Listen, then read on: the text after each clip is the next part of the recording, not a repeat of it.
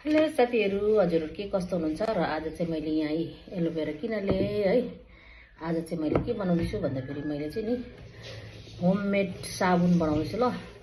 यो एलोभेरा यो भयो र यसमा निम पत्ता र तुलसीको पत्ता हेरौँ अब म बनाउँछु कस्तो हुँदो रहेछ है साथीहरू।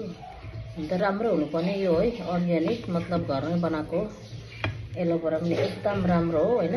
अनि निम पत्ताहरू चाहिँ राम्रो हो र यसलाई चाहिँ मैले अब यसलाई चिरेर चाहिँ यसको राम्रो हुनुपर्ने है। यस्तो घाउ खटेरोहरू चिलाउनेहरू क्या त्यस्तोहरू चाहिँ त्यस्तोहरूको लागि चाहिँ एकदम राम्रो हो। र म चाहिँ अब यो एलोभेरालाई यसरी बाहिरबाट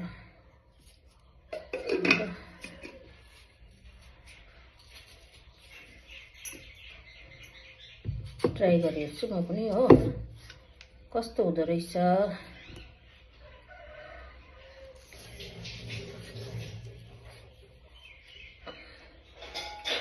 भयो भने त बजारको भन्दा यो त राम्रो हो साथीहरू नि, किनकि बजारको भन्दा चाहिँ ज्यादा अब उयोहरू निस्कट हुन्छ है।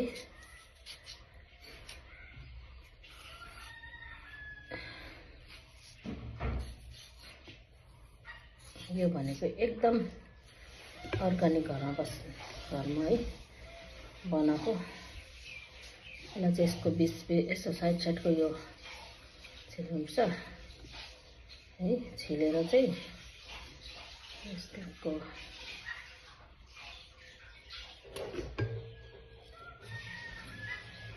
माथिको हरियो पोक्रा चाहिँ छिलेर भित्रको बुदी मात्रै लाउँछ साथीहरू। यो एलोभेरा चाहिँ एकदम राम्रो हो कि यो जलेकोहरू है, घाउ खटेरोहरू पिम्पल्सहरू भएको चाहिँ राम्रो हुन्छ र साथीहरू मैले बनाउनु लागेको है। यसरी मजाले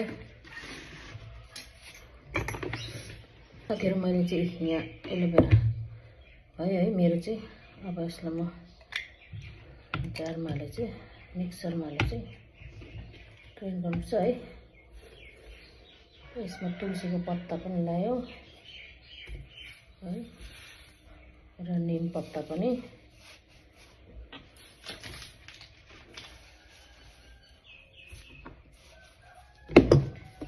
र अबलाई चाहिँ मिक्सरमा पिन्नुपर्छ। चल पिन्छ।